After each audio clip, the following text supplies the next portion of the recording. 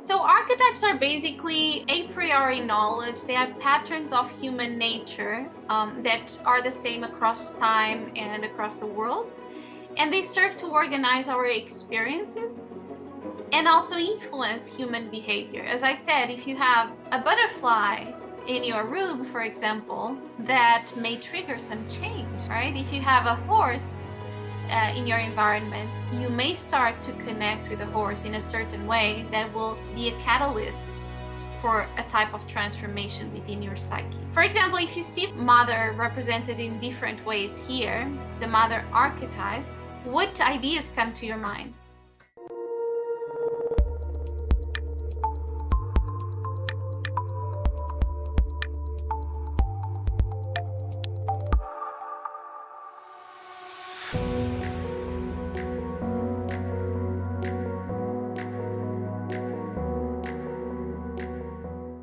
Now, I know with NLP you can draw lines.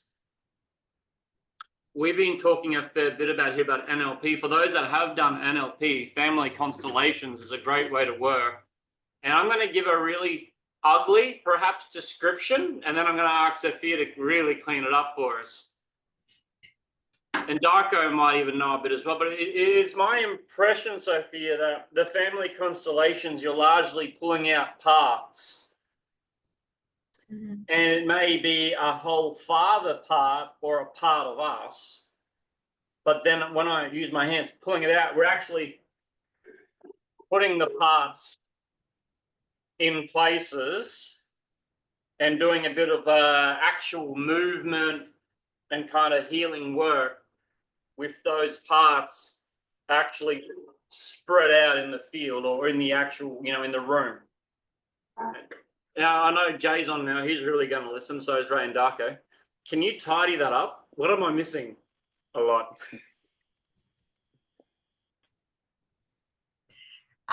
So I think there are different ways of working with family constellations, right?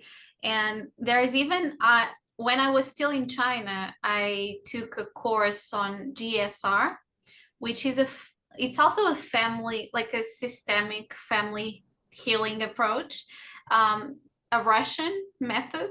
And it also works similarly to family constellations, but it's with papers. So they use little pieces of paper. They project a certain feeling, a certain pattern into the paper, and then they move the energy in the field. And that's really powerful too. Yeah. But there's also, the way I'm learning it is with Playmobil toys, where each one of them is one character. And there's a whole dynamic.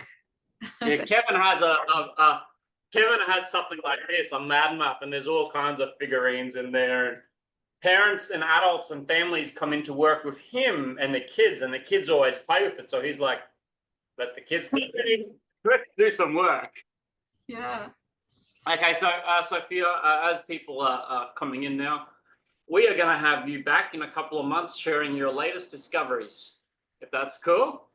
Yeah. I hope we can have you back in a couple of months, and just if you can, maybe every 3 months or 4 months. I mean, come in and share what you've been learning, because it's always cool hearing from your experiences. Yeah, I love being back home where it all started.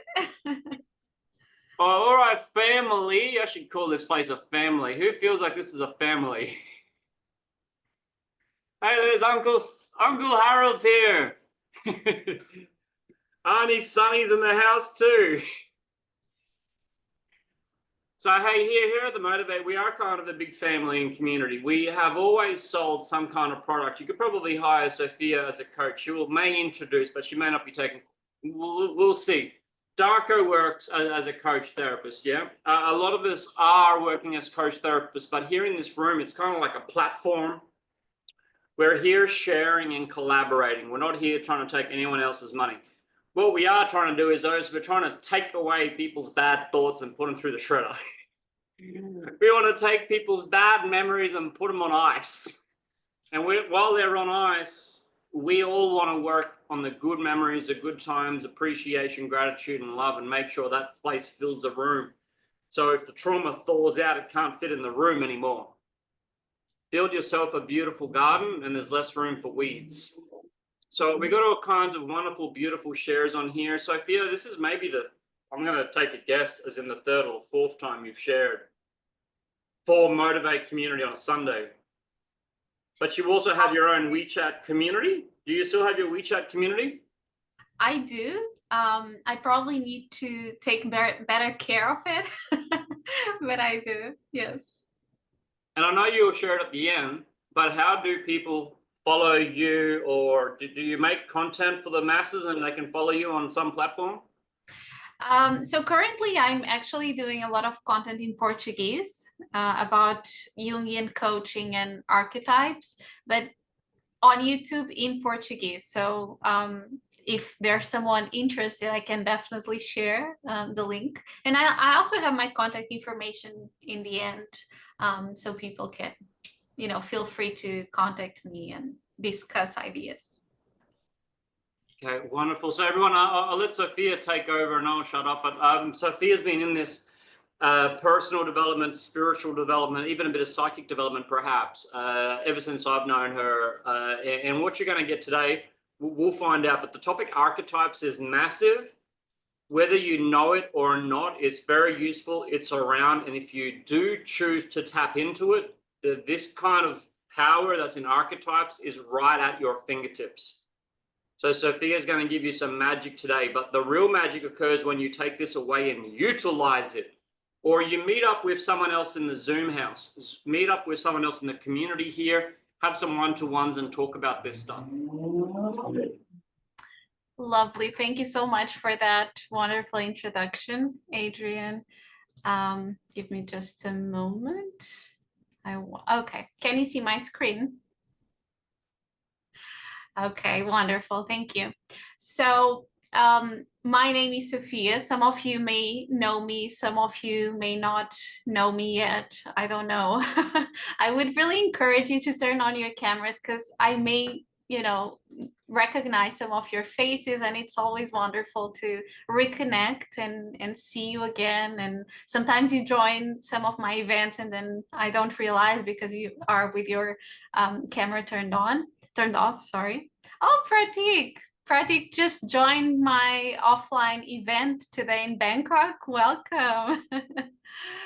And it's really good to see you here. So I started my path as a coach and an NLP practitioner a couple of years ago, and it's been a wonderful journey because I think it's a journey that it's within, but then it reverberates to the outside and it creates impact and change in other people's lives. And that's what I'm really passionate about. I'm an NLP practitioner. I'm also certified in hypnosis. Now I'm studying Jungian coaching and also family constellations. That's what we were discussing just now. And I'm really interested in studying the unconscious, everything Jung. It's something that really calls me, and archetypes is part of that and has been always a topic that I'm more passionate about, and I always love discussing about. So right now, I want to start off by asking you to look for an object in your surroundings, okay? If you don't have, if you cannot find an object, it can be a magazine where, you find something that you resonated in a magazine and you cut it out. That can also be. I just want you to look for something in your surroundings that is connected deeply with you, and use it to just share something about you, okay? So I'll give you 2 minutes. Just look for something and then turn on your audio, unmute yourself and share. Just a couple of words, okay? I have my wonderful earphones and mine are a special one for microphone, because for me, talking is really important, and it's broken, but it's still really useful. And that tells you a bit about me too. Practical. Love that, Adrian. Thank you. That definitely, I can definitely see that when I think about you. You know, a lot of events, a lot of these online communities, and I really resonate. Thank you. Who else? Okay, I want to share.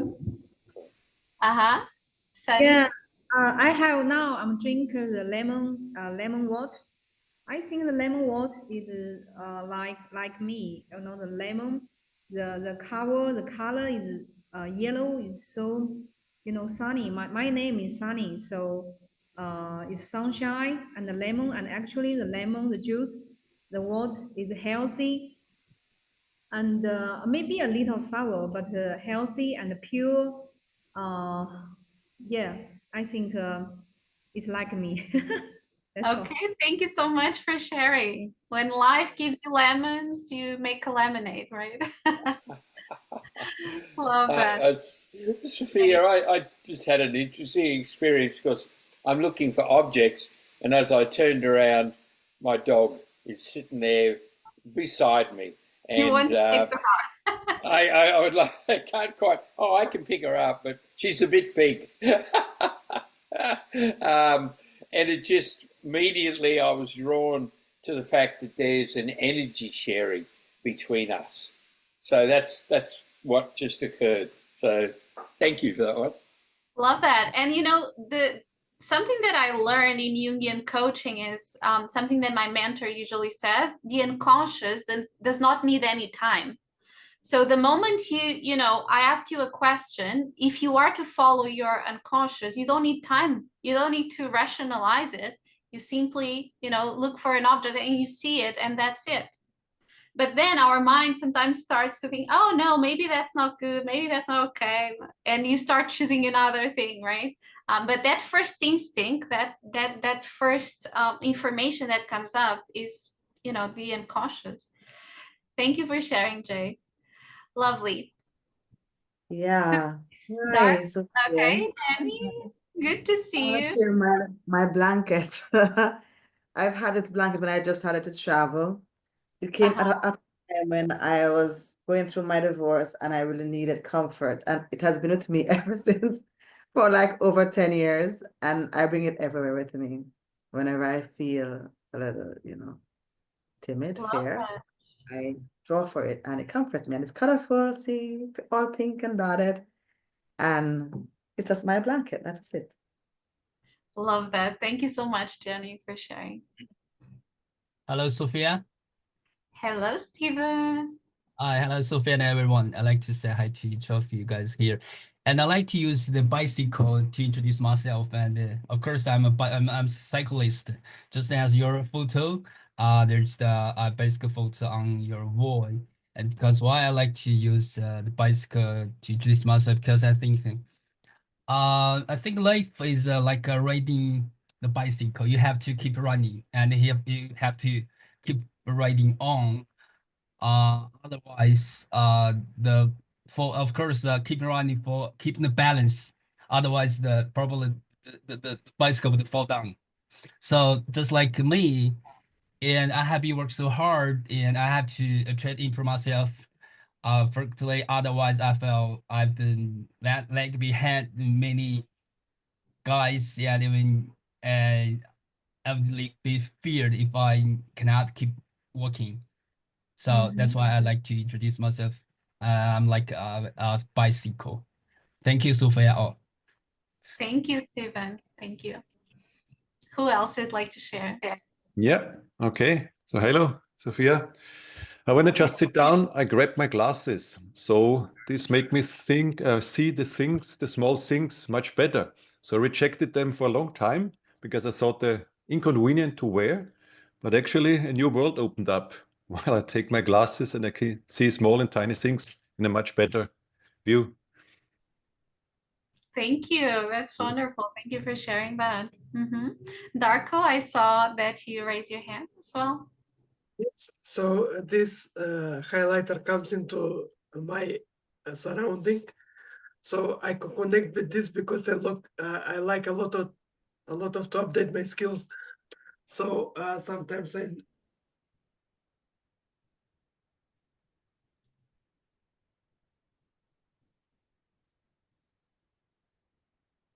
Darko, we cannot hear you.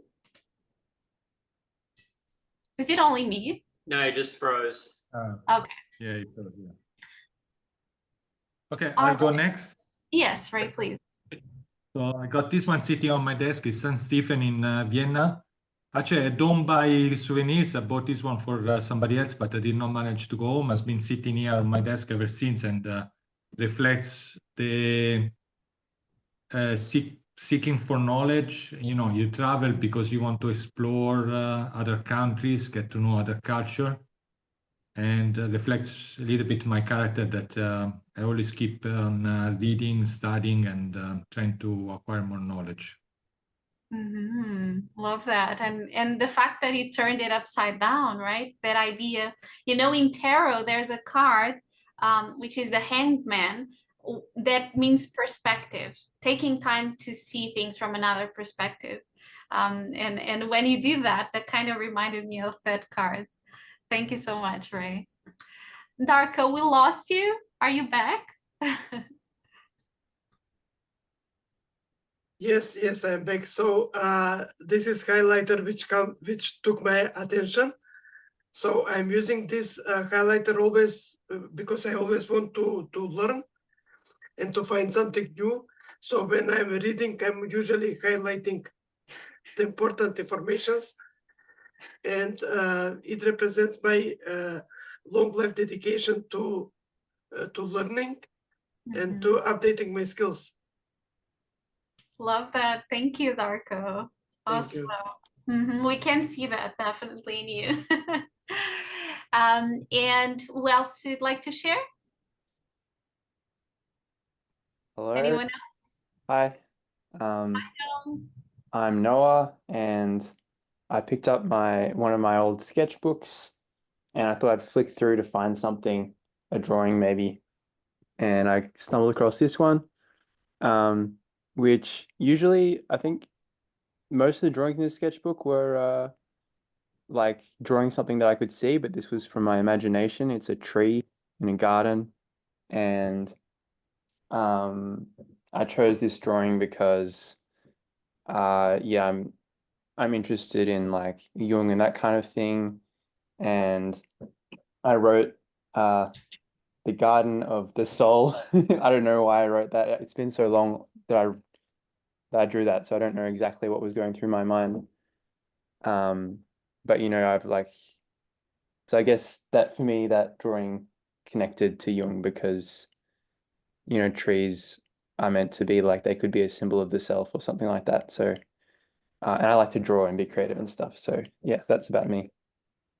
Love that. And Jung was himself an artist, right? He used to draw a lot. And I think one of the reasons why drawing is so powerful, like it's a powerful tool to access our unconscious, our subconscious mind, is because there's no resistance, right? When we draw or when we dance or, you know, whatever the method is that you use, it's an indirect way to access your subconscious mind, right? When you draw something, sometimes I use that with my clients.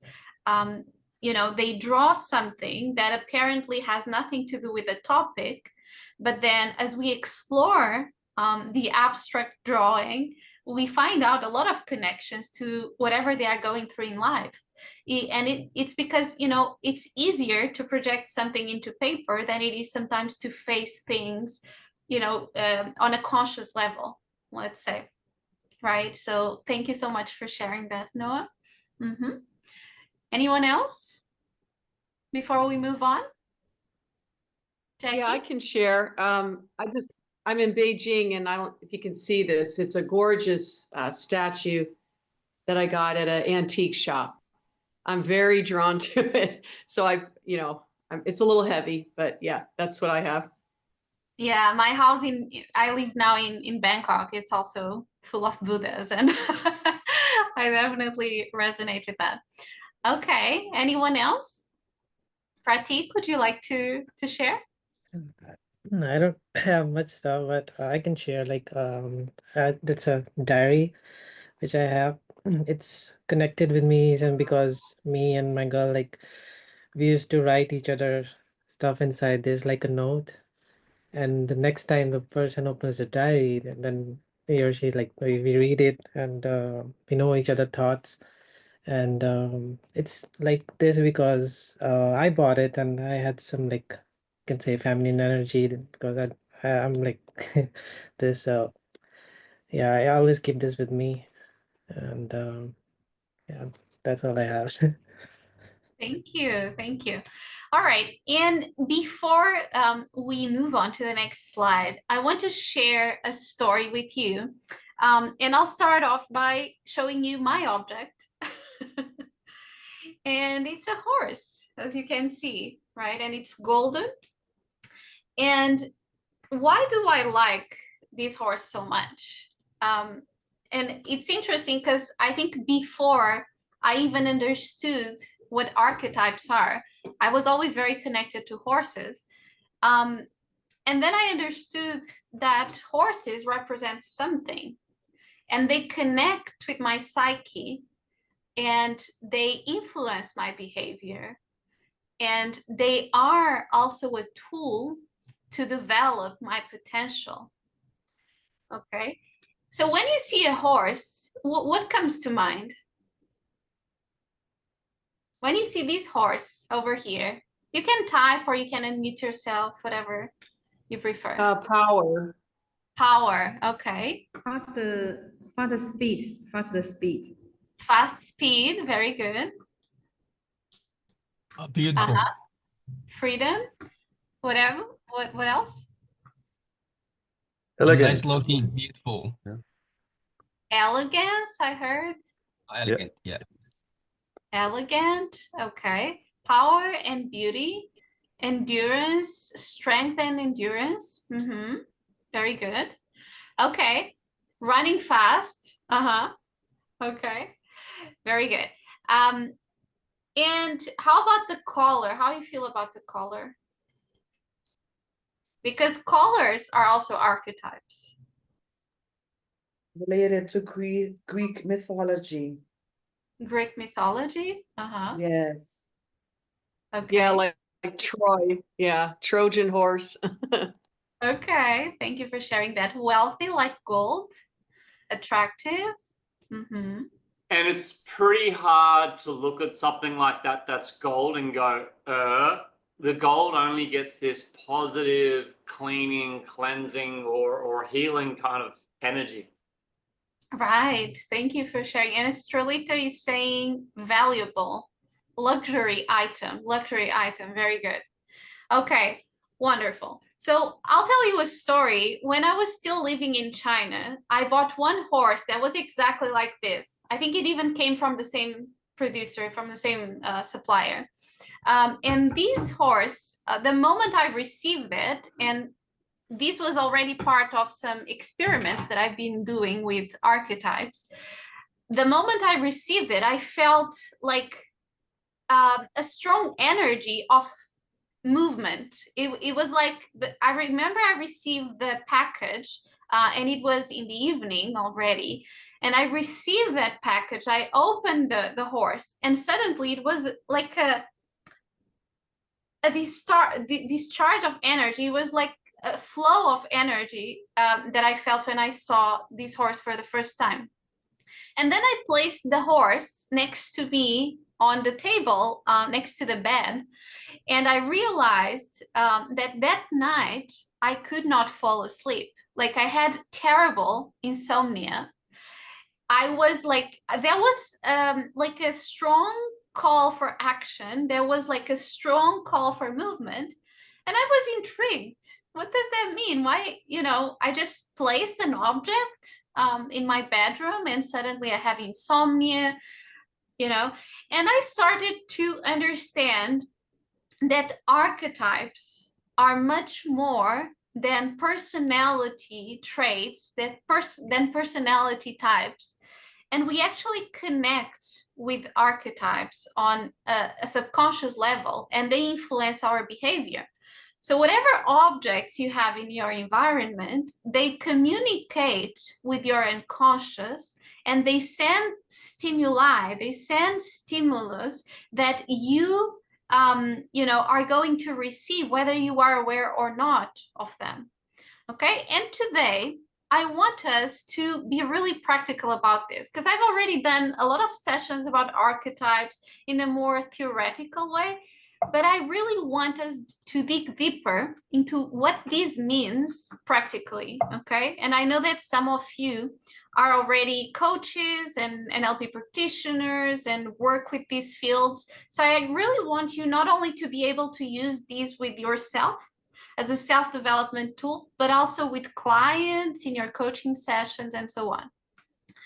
But before we jump into that practical part, I just want to briefly introduce some concepts from Carl Jung, right, that I think are very important for us to understand what archetypes are. So Carl Jung says that man possesses many things that he has never acquired, but he has inherited from his ancestors. He's not born as a tabula rasa, he's merely born unconscious. But he brings with him systems that are organized and ready to function in a specifically human way. And he owes these to millions, and these he owes to millions of years of human development, okay? So a lot of the archetypes, and some of you already said Greek mythology, archetypes, a lot of them really come from Greek mythology, right? We see a lot of the archetypes, even the ones nowadays used in Jungian coaching, for example, are based in those archetypal stories, okay? And let me just move forward a little bit. So according to Carl Jung, we have the self, right? You can see the self is the center of the psyche and includes both conscious and unconscious. Then we have the ego, which is identified with the conscious mind, is that voice that is always wanting to do, wanting to resolve problems, wanting to have solutions, trying to protect you. It's the center of consciousness. It's really also identified with our persona, right? The face that we show to the world. And then we have personal unconscious, which is the unconscious data that we as individuals have, and that has to do with our story as a person. How was our childhood like? What happened when we were little?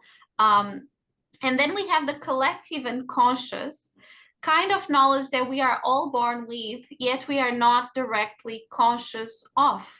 And this is exactly where archetypes exist. Archetypes exist in the collective unconscious, and the collective unconscious is shared. Think about recent events, the past couple of years. Are there any events that have transformed us as a collective?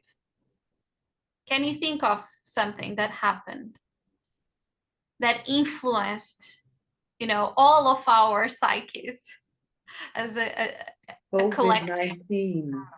COVID-19, very good, Jenny, right? So COVID-19 was an event that has highly impacted our collective unconscious, right, as a collective. Now think about wars, for example, right? Wars, what other events come to mind? I'd say the recent US election and change of president. Mm-hmm.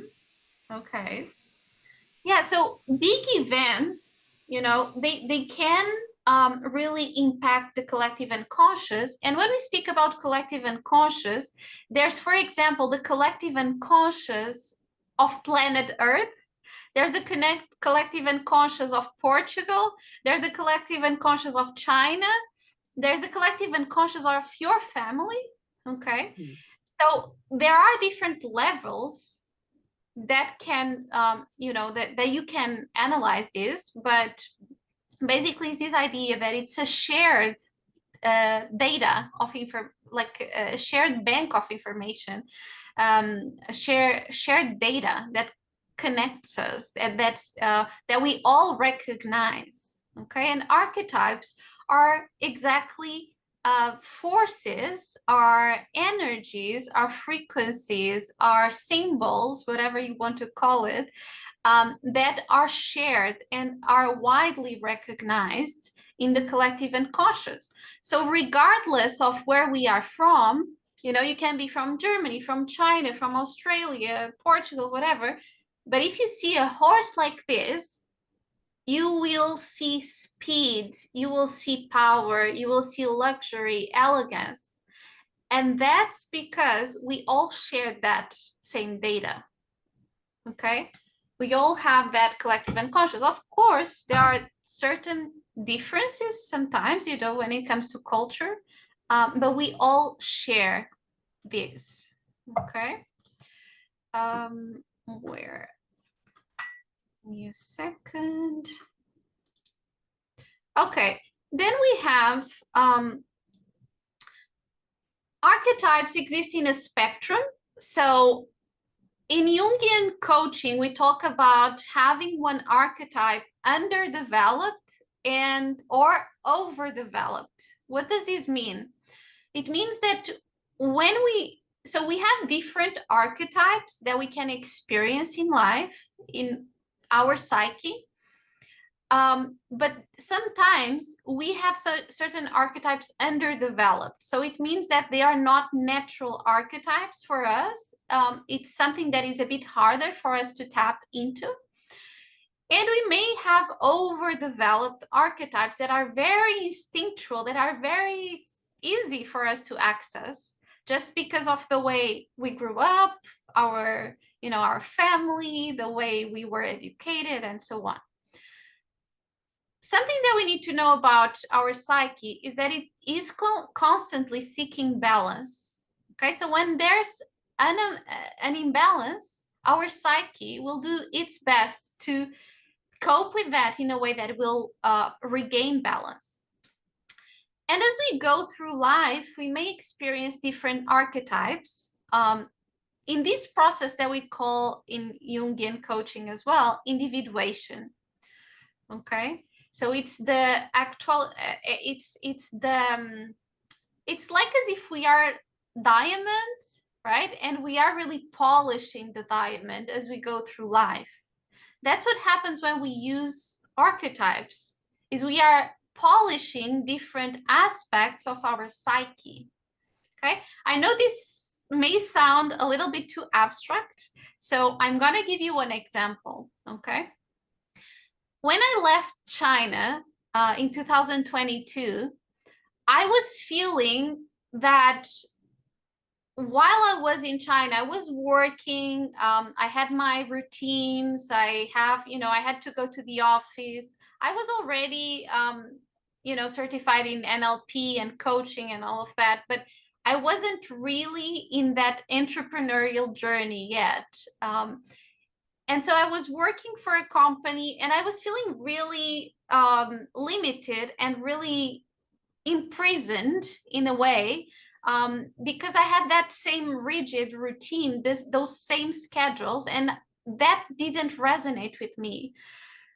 And so I decided to leave China, and for a bit, I think about a year, I was a complete digital nomad. So I explored the world. I lived in different parts of the world. I'd spent a couple of months in Greece, a couple of months in Cambodia, Thailand, Portugal, other parts of the world. And then after that period of time, I started to feel that I had no roots, because I had given up of all the structure. And then all of a sudden, I started missing structure again. I started missing having a routine. I started missing having a community. I started missing having that predictability, that stability that comes with you know, just being based somewhere and having an actual home to go back to and so on. And so what happened was, on an archetypical level, what happened was that I experienced the explorer archetype. And the explorer is someone that really desires freedom and desires exploration and loves to be out there exploring the world. But then is someone that is also never satisfied with anything. Okay, so someone that searches and seeks and you know, wants to do everything and at the same time cannot commit to something. For the explorer, the biggest fear is actually commitment, right? Exactly because they want complete freedom, freedom of systems, freedom in different senses. And then on this side, we have the common man or the common guy. And by the way, archetypes do not have a gender, okay? Bear that in mind. We are just speaking, there are some names that were given to these archetypes, but it can be the common girl, okay? It doesn't mean that it has a gender in this case. I don't know what happens here. Give me a sec. My presentation keeps going back. Okay. And so I started to really miss that common guy, so that common guy archetype that needed to be experienced in that particular moment of my life.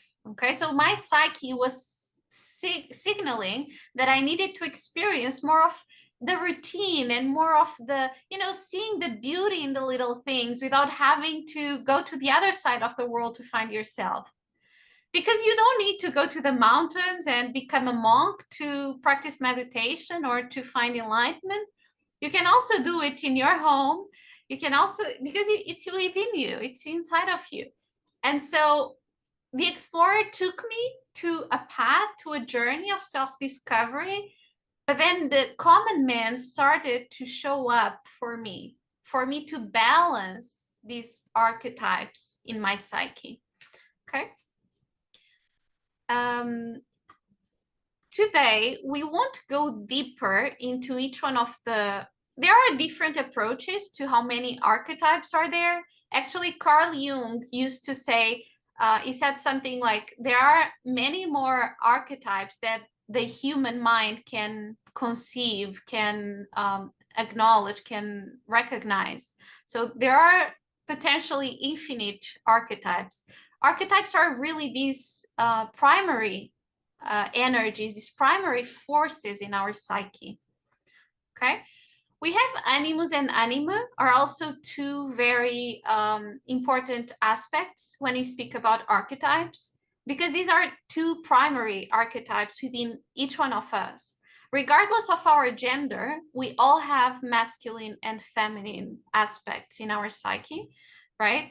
And so the animus is the unconscious masculine side of a woman, and the anima is the unconscious feminine side of a man.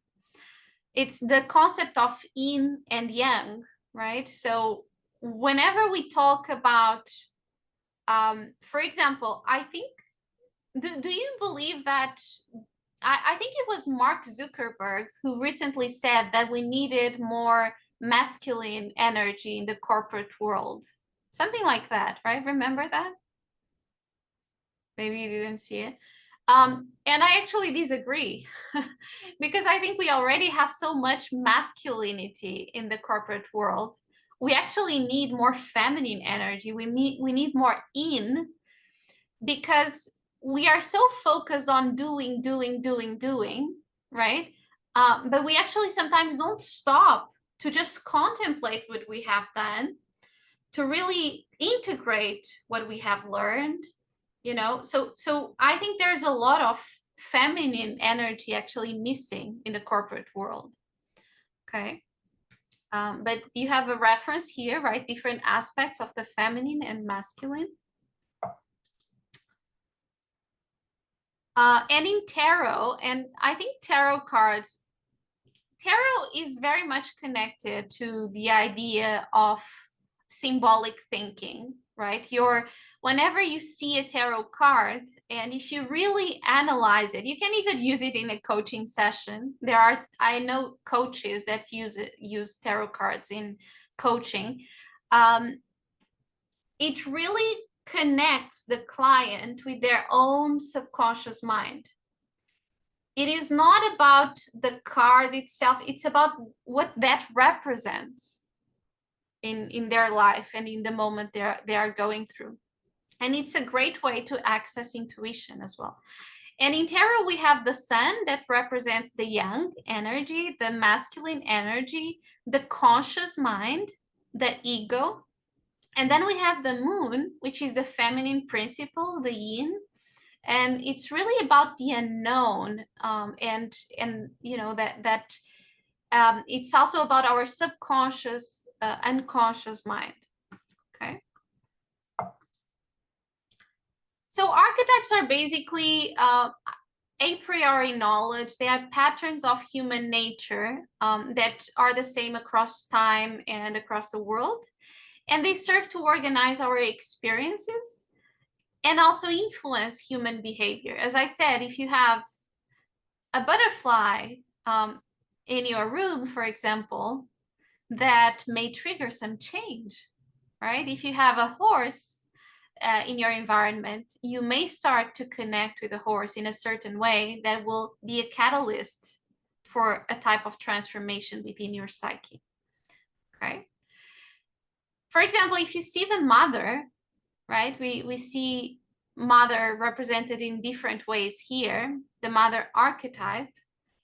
What ideas come to your mind?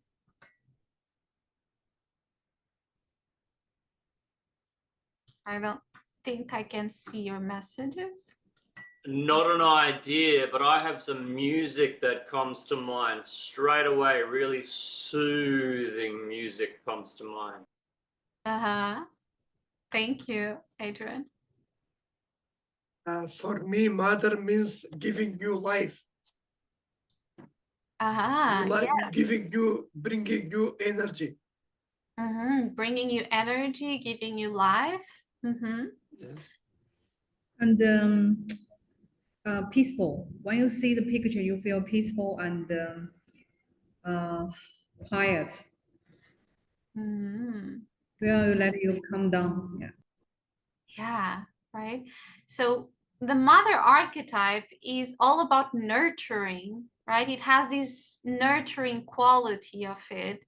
And it's about creating life, right? Giving birth to something.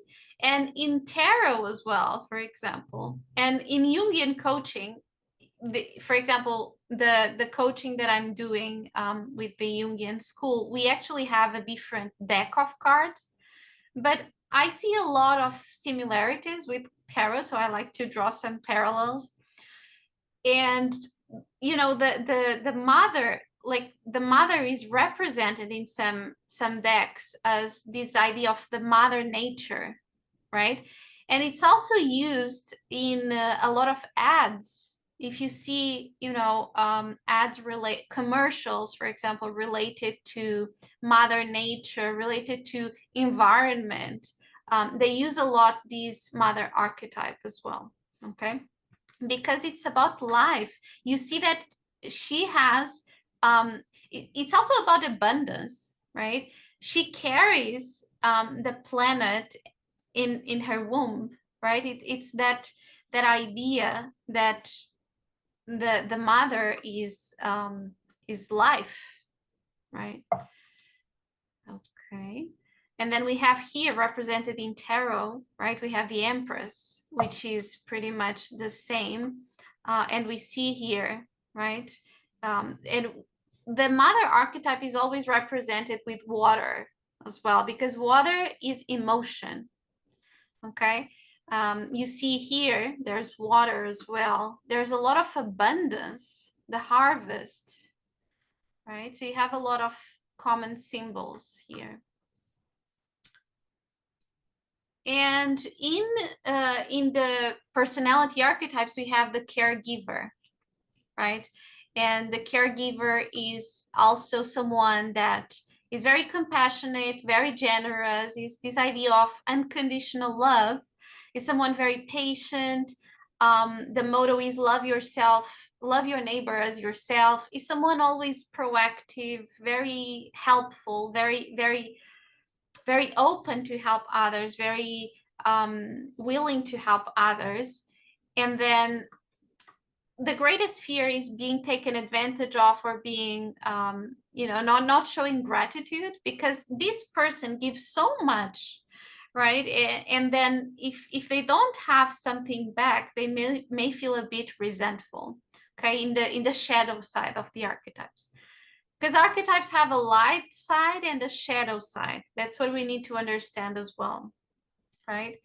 And so this kind of personality, or this aspect within our psyche, let's say it that way, when it's in the shadow side, it becomes, the person may become the victim, may become codependent, may be a slave to others, just spending a lot of energy, investing a lot of energy in others, and losing track of their own life and themselves. Okay. And we have brands as well that use this archetype very well in their branding strategies. Now, let's get into practice, because I don't want you to fall asleep. So, Adrian, can we do breakout rooms? Yes, certainly, and pretty easily. Okay, perfect. Thank you. So for this scenario, so we're going to analyze, we're going to discuss this, and then you will have about 5 minutes, okay, for this group discussion. And then we come back and we exchange ideas, okay, because there's no right or wrong, but I want you to understand how archetypes may influence our behavior, our relationships, different areas of life. So the first scenario is, if I were an animal. So a CEO is recruiting for a manager position. On the recruitment application, one of the questions is, if I were an animal, I would be. And there are 4 different candidates applying for this position. Candidate A says dog. Candidate B says horse. Candidate C says eagle. And candidate D says ant. Reflection. Who do you think is most likely to get the position and why? How might the CEO's own archetype influence the kind of person they would choose for the position? Okay, so you can take a screenshot or a picture just so you have this during the discussion. Okay, and I would suggest dividing into groups of like 4 to 5 people. Maybe 4 people would be great.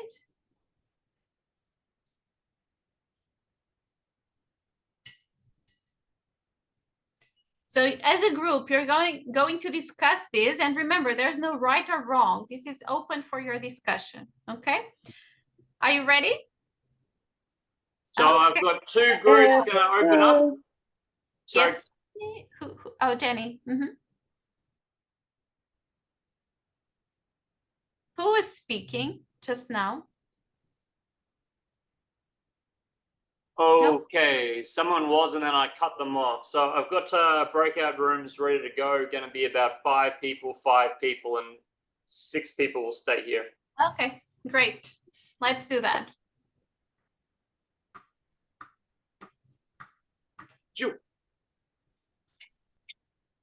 Okay, rooms are open.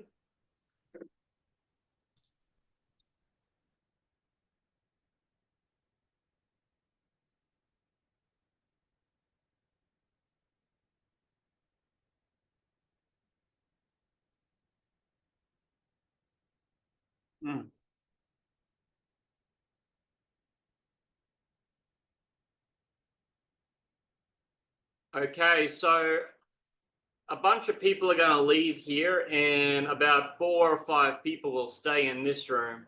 So consider that question. If I were an animal, I would be.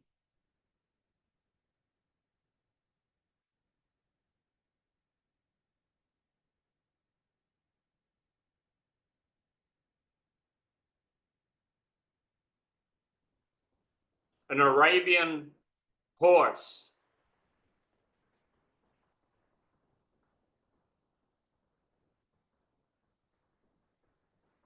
Because it's a majestic animal, very practical, can be fast and powerful, but it's also beautiful when it's just staying still. Someone else? So Do we need to pick? So Adrian, just checking. So are people already in breakout rooms? Yes, they are. Oh, okay.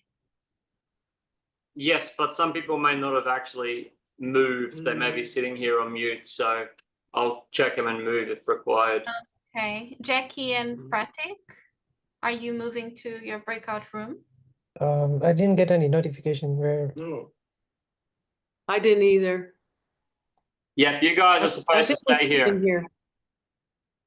Okay, lovely. Let's discuss together. So the idea here is to reflect on the scenario, right? So there's a CEO who's recruiting someone, and the question is, the application question is, if I were an animal, I would be, and then candidate A, B, C, D have different answers. Which one is most likely to get the position and why? What are your thoughts?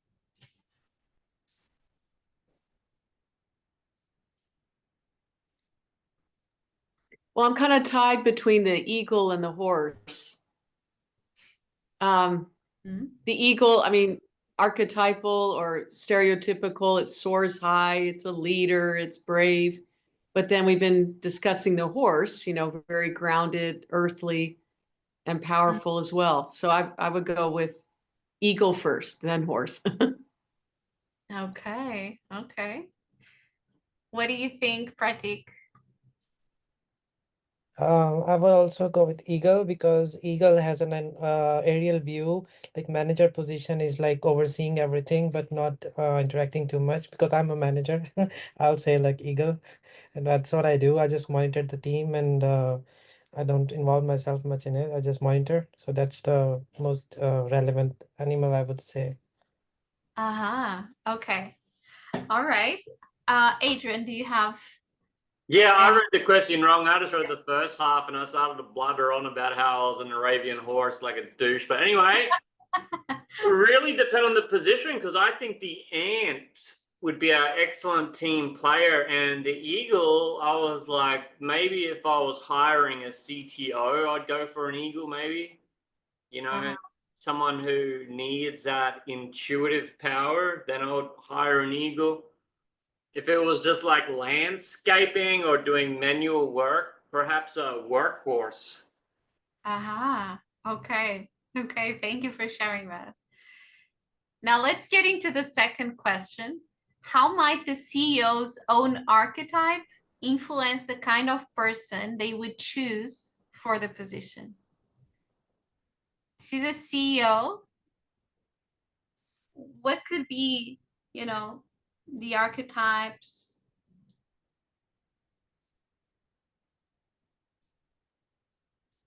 Again, there's no right or wrong, but there are tendencies. Okay, a real stereotype may be an eagle CEO, very intuitive. And these guys like other people that are like them. Eagles like eagles. And Patrick, are you an eagle? Pratik, Pratik, Yes, are you an yes. eagle? Yeah, right. You're an eagle hiring eagles? Yeah. Yeah. Let's discuss that. Yeah, because it's a manager position. Like, I need an eagle. Okay. Interesting. Are the 5 minutes done or not yet? Not quite yet. Jackie, what do you think? Well, I'm going with possibly the CEO, wants the manager to be, well, it's going to be under him or her. So I would say something more submissive, like a dog, maybe, or an ant. They would want a worker, even for the manager position, because the CEO is the top position. Mm-hmm. Interesting perspective. Could see that as well. I wouldn't want to hire someone above me. I'll hit the close room now, Sophia, and in a minute it'll be fully closed. Yeah. I think it's good. You can call them back. Mm-hmm. I think Jackie's right there with one part. Like, I don't know if I believe the really smart CEOs would, but I don't necessarily want someone who's going to be above me like an eagle. Mm-hmm. Let's discuss all together. Bring them back.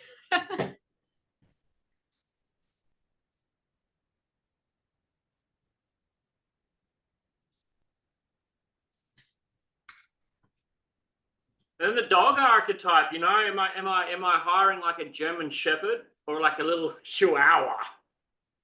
That's also a good question, right? Yeah. Next time you hire someone, you ask them.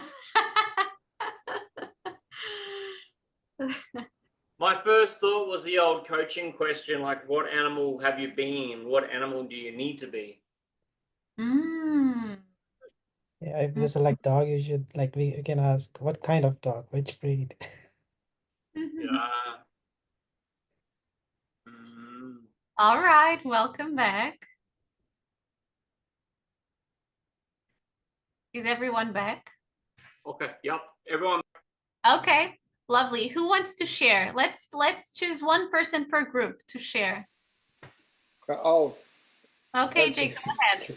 I'll do it because I actually sat back because I use archetypes in my men's work, and I had a bit of a strong opinion of my archetype because I was explaining, we have a totem animal we derive through process, and mine is an owl. And my immediate reaction was eagle in that way. And I didn't want to feel I coloured anyone. So I sat back and waited. And what I perceived is that most people were first attracted to the eagle, but the mind came in and practically said the horse would be the better. And there was much a commonality in the opinions of what each archetype actually pervade, I suppose, or was. So I found that fascinating, and it was totally the same for me. So I was quite happy with it. So yeah, very interesting exercise. Thank you for sharing that. Lovely. Who else would like to share from another group? I want to share something, and I think during our group we talk about if which answer we will choose. For me, I will choose the horse and the eagle to my answer because for why I choose the eagle because sometimes the CEO find the manager. Sometimes it's for the new projects, for example, some of the overseas marketing. So sometimes you need to, but the ego sometimes like the pioneer. So you need to be pioneer to open a new area, new marketing. So yeah, maybe the CEO needed to find the person who has the pioneer the quality. And why I choose horse? Horse for me is loyalty. Sometimes the horse just find the special person to sit on it. So loyalty and brave because it can run fast and very brave and actually freedom. Freedom is so freedom and run on the grassland. But would you sometimes would the CEO want someone free? Just a question. Yeah. You say right. Most CEO don't like the staff like freedom. They always want to let the staff every day stay in office. But freedom is like the feeling. You don't to care something. For example, the better relationship. You just focus on it's just a work attitude. You just focus on your own job. You relax, you enjoyable. Then you will have innovation and you can do well. You know, like the work attitude. I like me, yeah. I don't care. Thank you, Sunny. Thank you. Thank you. Can I share something? Yes, please. Yeah. So I guess maybe because it's a manager position, right? And but ants, dogs, and horses, they do have like nice traits, but maybe they will not be the best change because because these animals or like insects, they often is like they're following rather than leading, right? Mostly following them rather than leading. But the ego is more like a leader.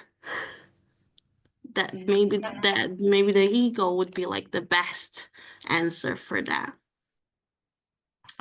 Thank you for that perspective. Lovely. Okay, so as I said, there's no right or wrong here, but we need to understand that the CEO is probably an eagle. Okay, ideally, the CEO is an eagle. And so they wouldn't, I think Adrian already, would you like to share that, Adrian? You just shared. I see it a bit more of CTOs, chief technical officers, but the CEO is generally looking into the future, like an eagle up in the sky with intuition looking in the distance. Mm-hmm. This is a generalization. Yeah, yes. And the thing here is understanding, and that's why I ask, how might the CEO's own archetype influence the kind of person they would choose for the position? So a CEO or a CTO, they usually have the ruler archetype very strong in their personalities, ideally, otherwise it's a bad CEO. It's a bad leader because the ruler is the leader. Okay, at least I'm not saying it's the only archetype, but it should be strong in the person's psyche because it's an aspect of leadership that needs to be developed in the person to be able to occupy this kind of role. Now we have, so the options are the dog. Can I just add something to you there, Sophia? That's, you know, there's an aspect in there, guys. It's nothing about personality, you know. A business exists to make profit, you know, and that profit is normally measured in dollar bills. So if you had a really nice person, a really good person who cares, or a people pleaser that pleases everybody, you know, they might make profit, but it's not going to be the same as some greedy a-hole who wants to fill his own pockets. But they're not necessarily a greedy a-hole. It's just the archetype is something that's going to have maximum profit for the company because it's a company. The entity is a company. It doesn't have a heart. Us as people and motivate community, you know, or if Sophia and Jay start a company to make the world good, maybe they'll have something with more heart inside. But yes, yeah. But again, we are not saying that it's the only archetype. What I'm saying is it's an aspect within each one of us. That's what an archetype is. Like ideally, we want to have all archetypes balanced in our personality. We don't want any of those to, you know, to be overdeveloped or underdeveloped, right? But for, you know, to simplify things here a little bit, I just said it that way. Maybe it wasn't the best way to phrase it, but thank you for that, Adrian.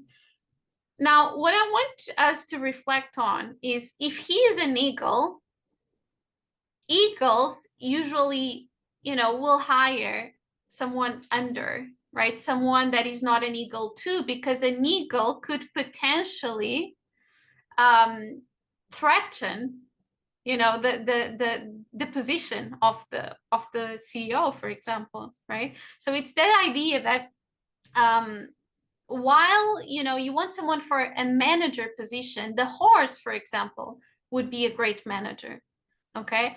But sometimes even because the horse is hardworking, right? It has speed. It is a great employee. Okay. How about the ant? What do you think about the ant? How does the ant work? The ant is the perfect worker, but is not a manager because he follows a specific structure. So it doesn't go out of the given path. He keeps on doing what every ant has been doing for the past million of years. So he will be a good employee. Not, I don't think a good manager. Right, someone that is very good at following a certain path, following certain instructions, but not necessarily someone for a manager position, right? And the eagle, someone that flies high, that is really ambitious, that sees the big picture, that is, you know, on top. So someone on top will usually, you know, hire someone, especially for a manager position, someone that is a little bit lower in the rank. And so the horse would be great for that because it would be someone that is hardworking, you know, that can execute things fast and you know, has good relationships with others. The eagle is someone that is very solo in a way. Okay, it's not someone that will get along with everyone. It's not some, like, what I'm saying is, like, it's not, you see eagles in the sky, you don't see them in a group of eagles, right? You see them usually solo, flying by themselves. They are not afraid of flying by themselves, right? And they also have a very good they have precision, right? Whenever they want to catch something, they don't just go down for anything. They go down for really big opportunities, for really good, you know, stuff. They already know what they want and they go and get it, right? So, and the dog is someone very loyal, very, you know, cute. Yes, I wouldn't see, it could be, you know, it would depend on how the leader reacts to all of these and the leader's psyche. But for me, it wouldn't be the best manager. The best manager would be probably the horse. Okay. Second one, and for these we will give you just we can discuss here together instead of going to breakout rooms for this one. Person A has just received the promotion at work and decided to decorate their office. They place a frame with an eagle prominently on their desk. After a couple of days, person A is dismissed. Reflection, how did this choice impact person A's behavior in the office? What message did the eagle send to others in the workplace? And why was person A dismissed?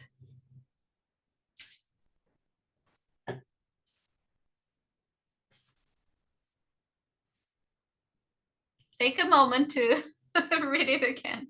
It's okay.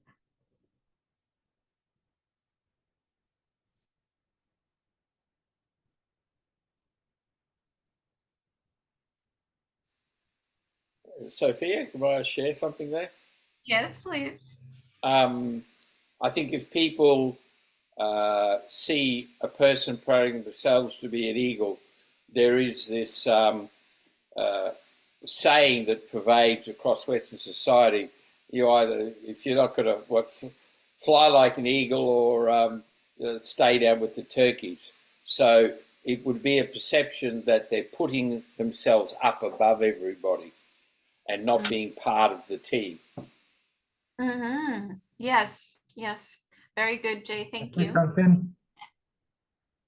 Uh-huh. You know the way that you know, when you're in a workplace, everybody thinks that their boss is incompetent in their job. Actually, there was a study that has been done, especially with salespeople, that people are promoted for because they are very good in their own field, so they get promoted to the next promotion. But then when they are in the next position, maybe they are not qualified to hold that position. So that's why the people below them perceive them as incompetent. So it may be that this person was excellent in their own field, they get promoted, and because they think they're an eagle, because they were aspiring, ambitious. So once they reach that position, it start displaying the character of an eagle, even though it's not an eagle. So he's perceived as probably as a dickhead.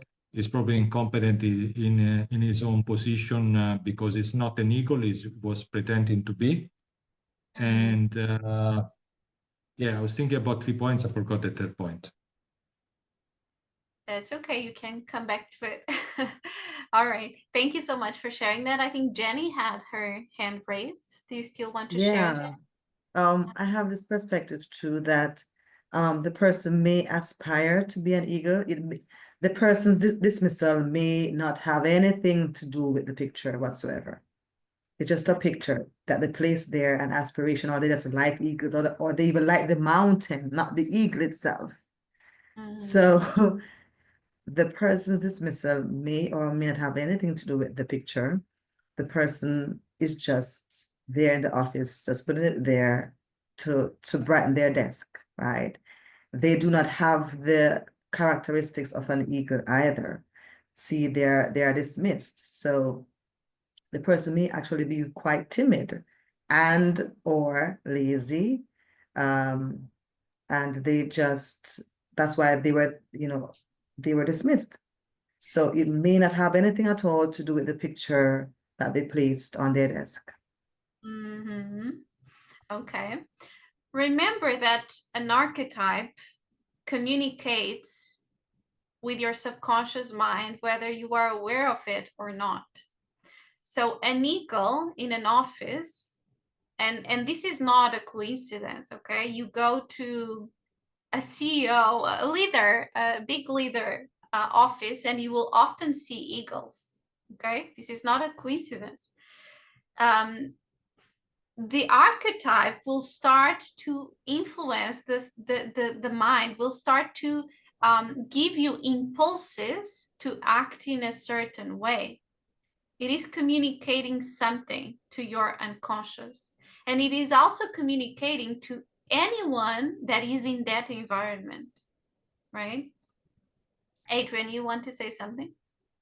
Yeah, I was just thinking about this eagles thing. I was really using it as a metaphor before. I've seen something in Jay has as well. In our culture in Australia, I don't know what other countries, I'd love to hear if other countries have it. But sometimes I've been in these seminars and it talks about the chickens or the turkeys and how this one person that buys their product ends up being an eagle. So it's trying to sell people to be an eagle. Now, when I go to the gym like today, I didn't say hello or high five anyone. I just went to the gym, did my workout. I went 2 days ago and there was an eagle in there. Sean, multi-millionaire, does tons of business, and the way that eagle performs is different. There was another eagle in there as well, Danish, and both eagles came up and said hello to me. I said hello to both of them in a chat. Because these guys are by themselves like eagles, they're making multi-million-dollar businesses flying around the world kind of thing. And the thing is that if people get to those high positions without doing the work, or things can happen where people can leapfrog, the people can suddenly jump up to a higher level and they're not quite comfortable, imposter syndrome, etc., etc. So just this thing about an eagle, it's a bit tricky. And for those people here that have maybe become eagles or are eagles, it can feel like there's no community. Yeah. There's a different value system up there. Look, what I'm sharing here, it's partially part of experiments that I've been doing with myself and partially experiments that I have done with clients, right? Where an archetype, with them being aware of it, okay? But like an archetype can be a word, okay? So when we say the word butterfly in a hypnosis, we are triggering change within their psyche, right? And so the eagle, whether we are aware or not of it, if it's in an environment, if it's in a logo, if it's in a flag, right? We know that the US, for example, have the eagle in the flag. So now think about, not in the flag, sorry, but it's the animal, right?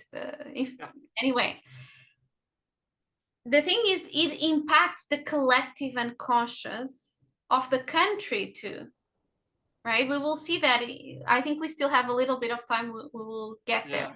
But what I'm trying to say is, like, if you put one image of an archetype, be careful, because it will trigger something within your unconscious mind, and you will start to see changes and new challenges too. Because, you know, if you are not an eagle, you are very comfortable being a horse, for example, and then you put an eagle in your, you know, in your wall, and all of a sudden you are challenged to develop these traits within yourself.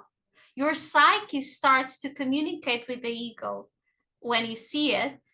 And then all of a sudden you may not be ready to be an eagle. It's pretty hard to be an eagle, honestly. Like, you know, the eagles are pretty alone. And that's not for everyone. That's definitely not for everyone, right? And brings a lot of other challenges, just like the butterfly is a catalyst for change, right? So it plays in different ways. But let's see the next scenario. We finish with, like, we have about 15 minutes now. Is that right? Yeah, Adrian? something like that. But if you take a bit over, a bit less, it's all good. And I just want to quickly share, next week we're going to have Chris Collingwood, who runs an NLP school, and the NLP school is all about creating change for yourself and others. But this topic is wonderful, and I love the way we can work with metaphors. If I could, so next Sunday here we're having Chris Collingwood. He's been working in the change world since about 1979 or 1978. And then every Monday morning, 7 a.m. China time, 9 a.m. Queensland time, we have Monday morning motivation. And there is a flyer for both events in the chat window if you want to save them and check them out. It's a great worth of time. And if you are an eagle or a horse, whatever you are, you'll find a community there. Thanks, Sofia. Go as long as you like. Thank you. All right. So this is something that I've mentioned, right? And this is actually something that happened with a client, okay? So I had a session like this, and one of my clients attended that session. And I talked about the butterfly that I always mention as an archetype of change and transformation. And the thing is, as I worked with her, like, I didn't realize she had used she was actively connecting with the archetype of the butterfly. So she wanted change. She was in a moment of her life where she wanted to see things transforming. She wasn't happy with her career, with her life. So she just put a bunch of butterflies in her apartment. And then a couple of days later, I had a session with her, and she told me, well, you know what? I quit my job. I quit my job. Anyway, she worked for this really good company, big corporate, and very nice salary, and so on and so forth. She left the job. She moved to another city. So within, a couple of, this is literal, okay? Within a couple of days, she left the job. She moved to another city.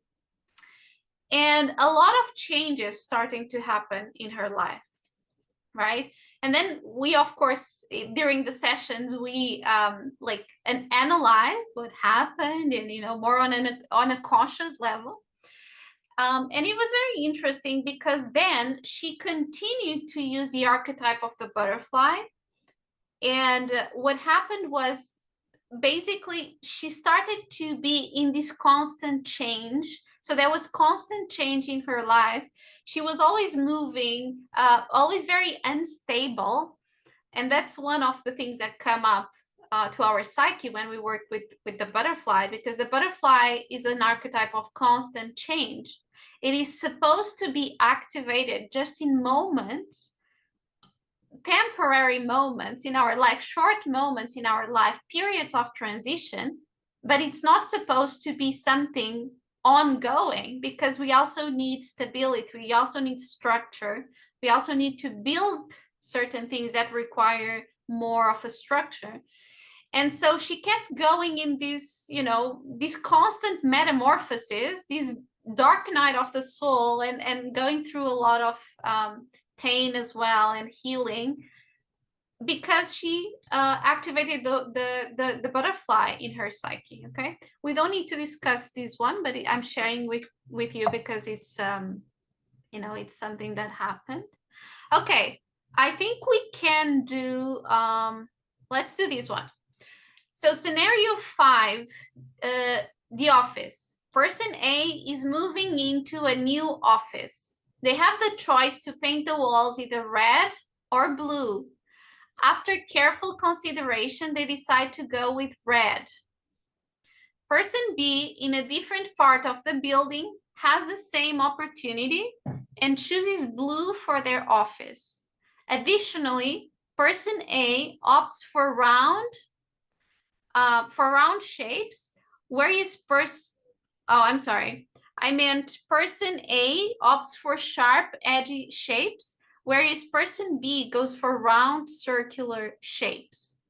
Reflection. What happens in the office, in these two different parts of the office? How will these decisions change the team dynamics and performance? And which team is more likely to perform better?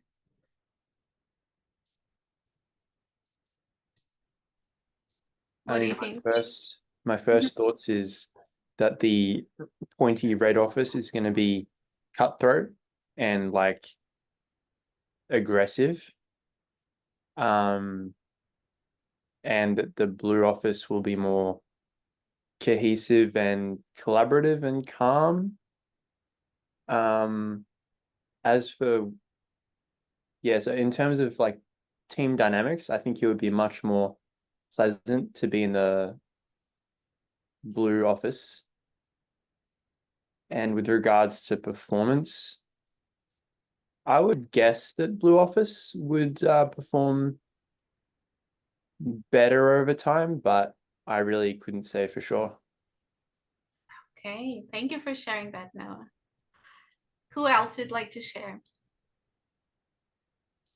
I'll just add something here, is that I've probably had a lot of experience in different environments, and the colour would depend upon what it is that you want that people in there to do.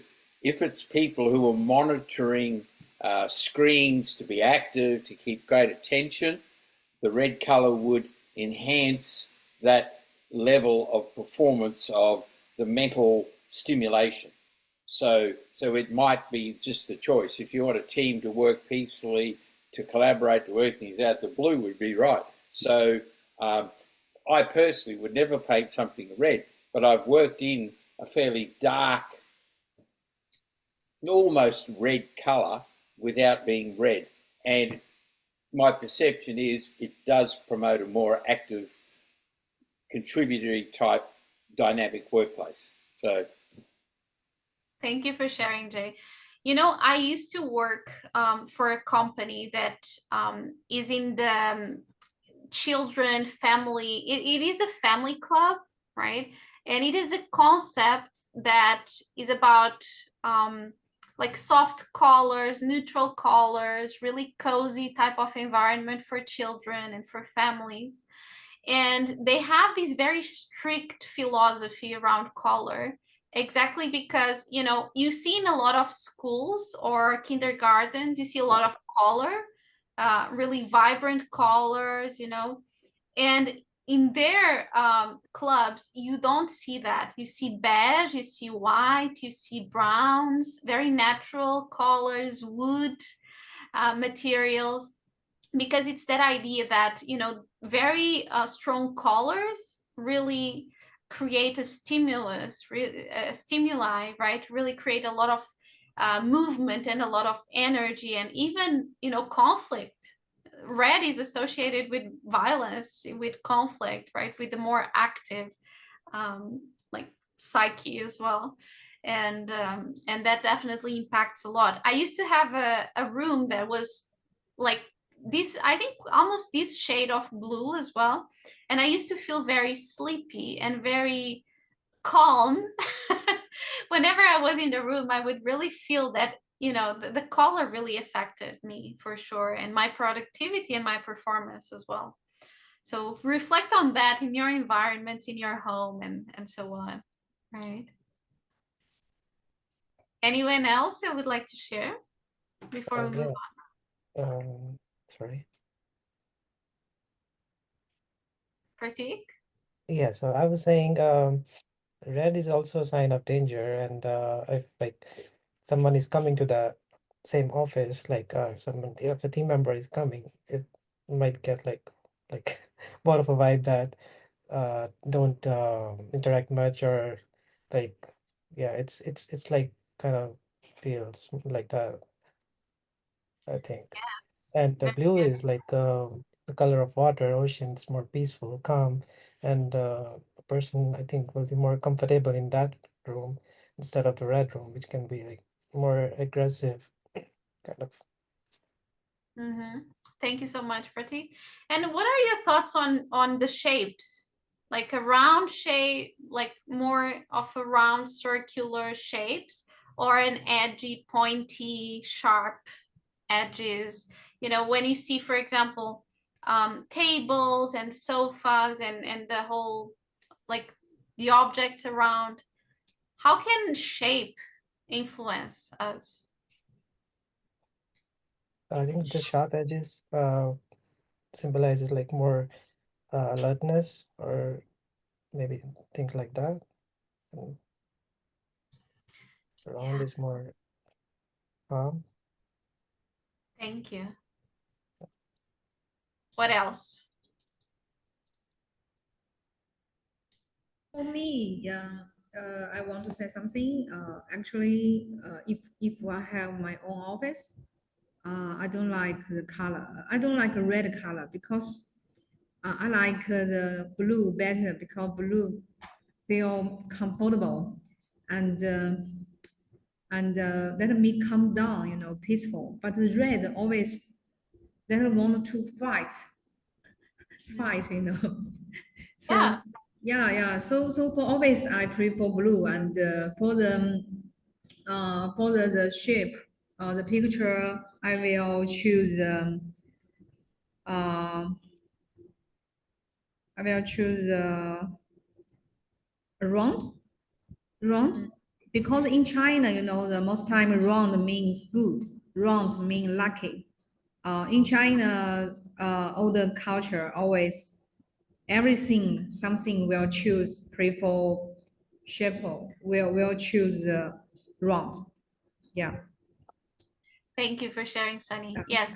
So round shapes are feminine, right? The round in design, in architecture is feminine, is in, and sharp, edgy shapes are masculine. So they tend to create, like, round circular shapes tend to create more cozy environments, environments that are more receptive, more open to receive ideas, and you know, it affects in different ways. In feng shui, right, they talk a lot about not only the disposition of things but also the shapes, the colors, and so on.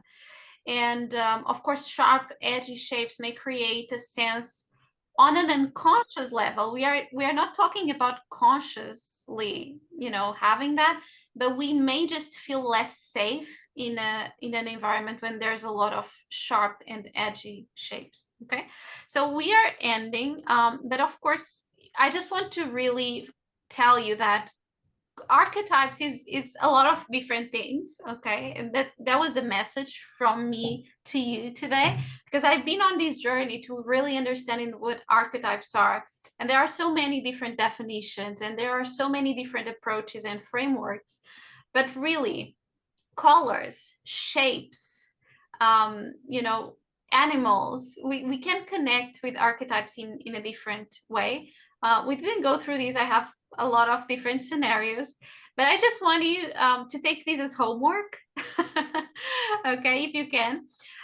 So this last scenario, take it as homework, and I want you to reflect on how different animals influence countries and cultures.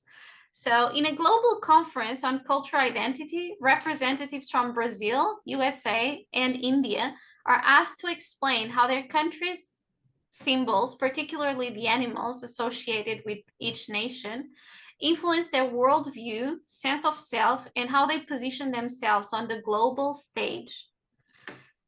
Reflection. How do the animal archetypes, the toucan, eagle, peacock, reflect the national identities of Brazil, Mexico, and India? And again, here I'm speaking about birds, and it's not necessarily the official symbol of a country. But for example, in southern India, the peacock is one of the main animals. If you ask someone what is the official animal, they will tell you the peacock. How do these animals symbolize the values and cultural outlooks of each country? How do these archetypes influence the way that people of this country see themselves in the world and interact with others? And what do these symbols reveal about the way Brazil, I put Mexico here, I don't know why, I didn't mean to. Brazil, US, and India position themselves on the global stage. Okay, this is homework for you for reflection, food for thought. Boom! You made it here! Good on you. Make sure you click the subscribe button below and check out the playlist at the end. If you'd like to come along to our Sunday sessions where we host a live, free Q&A for our students and members, you're welcome. I'll see you there.